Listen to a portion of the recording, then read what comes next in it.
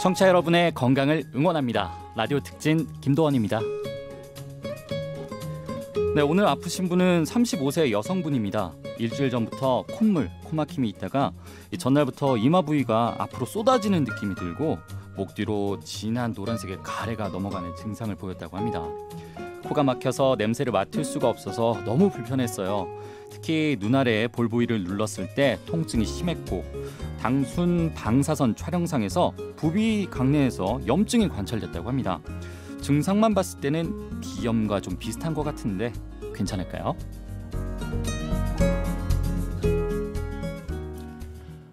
네, 오늘도 라디오 특진의 건강 지킴이 내과 전문의 김동규 원장님과 함께 할게요. 안녕하세요. 안녕하세요.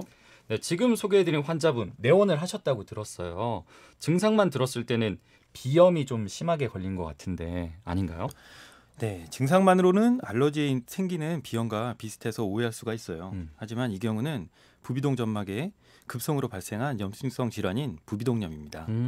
그렇군요.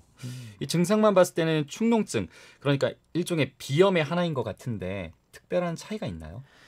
차이라기보다는 네. 축농증이라는 것 자체가 코 주위에 얼굴 뼈 있는 빈 공간이 있는데 부비동이라고 하죠. 그곳에 염증이 생겨서 분비물이 증가하기 때문에 여기에 이제 농이 생기는 질환, 요거를 부비동염이라고 합니다. 결국 이제 같은 말인 거죠. 그러네요. 예.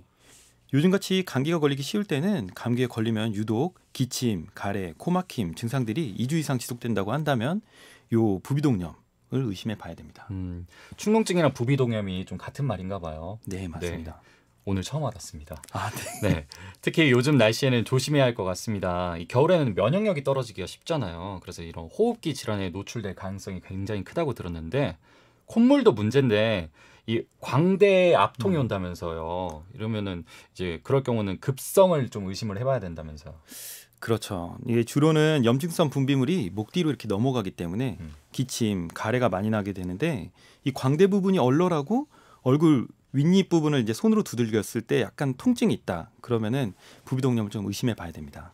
지난 시간에 이제 감기 그냥 버티는 분 제가 있다고 말씀드렸잖아요. 네네. 합병증으로 부비동염까지 오게 된다면은 그때는 좀 후회하실 것 같습니다. 이건 또 재발률도 높죠. 부비동염이 아주 재발률이 네. 높습니다. 이게 제대로 치료하지 않거나 완전하게 치료하지 않으면은 이게 계속 재발을 하게 되고 3개월 이상 지속돼서 증상이 생긴다고 하면은 만성으로 진행한 걸로 봐야 되죠. 이런 경우는 아주 곤란하죠. 네. 뿌리부터 바로 치료를 해야 됩니다. 급성도 문제긴 한데 만성일 경우에는 그래서 더 문제인 것 같아요. 약을 복용해도 만성일 경우에는 또 완치가 쉽지 않다고 들었는데 조사를 해보니까 이 단기간 비점막 수축제, 좀 어려운데요. 이 국소적으로 사용을 하는데 이것을 사용하면은 좋을 텐데 오래 사용하지 않는 이유가 있다면서요. 이게 이러한 비점막 수축제들은 이제 네. 초기에 이제 점막을 확 말려버리기 때문에 어떤 역할을 하나요? 이게 이제 코가 뻥 뚫리는 느낌이 들죠. 네.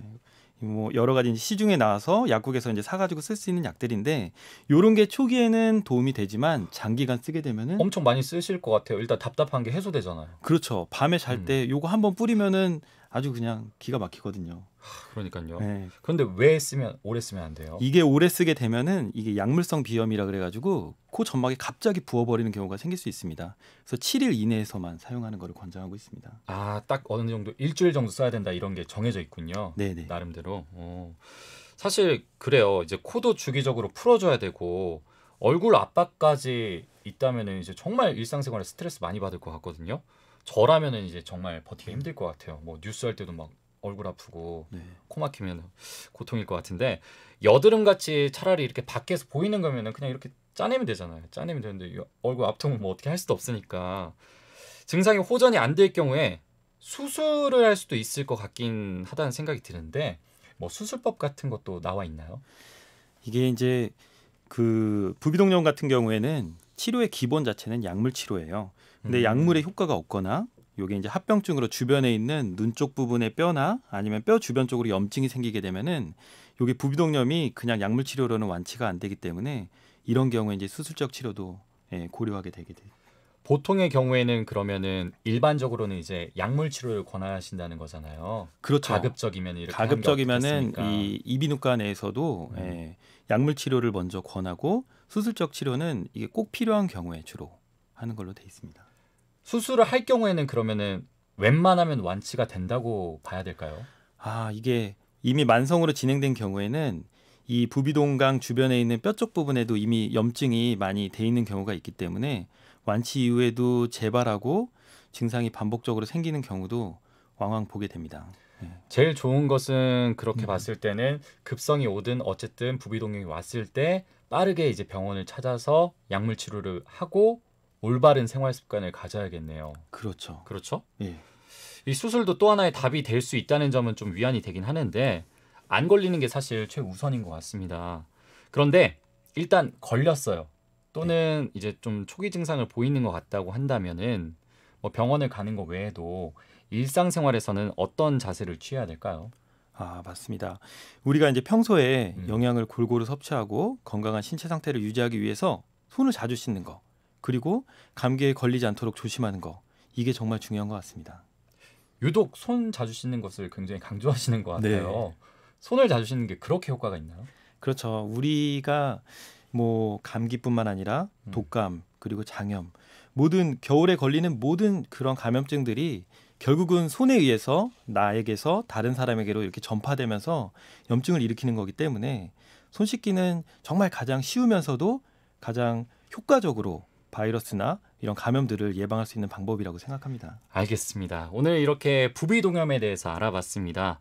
손 자주 씻으세요. 그리고 충분히 쉬고 영양 섭취 골고루 해서 올해는 부비동염과는 안녕할 수 있길 바라겠습니다. 지금까지 하늘내과의원 내과 전문의 김동규 원장님과 함께했습니다. 저도 손 자주 씻어야겠습니다. 자주 씻으시지 않나요? 네, 오늘 말씀 고맙습니다. 네, 고맙습니다.